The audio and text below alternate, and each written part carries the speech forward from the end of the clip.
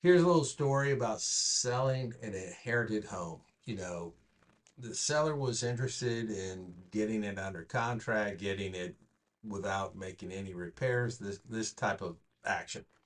And it goes back to um, I know some people who potentially buy houses. I see realtors that sell houses like that, so or buy houses for investors, represent investors.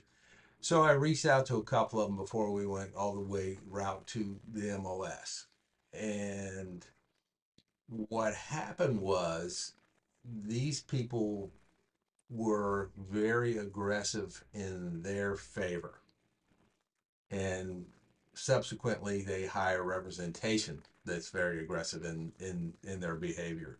And it's not necessarily a good thing.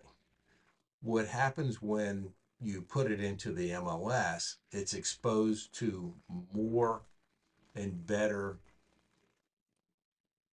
buyers and people who have representation that are easier to work with sometimes. Sometimes they're just a lot more accommodating. And terms and conditions get better when there's competition.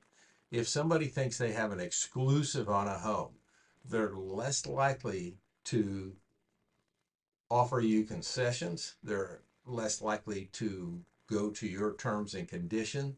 But if you actually have two offers instead of one offer, you're more likely to get a better deal because competition typically makes people more accommodating because they want the property because they can't make the profit on the property if they don't have it.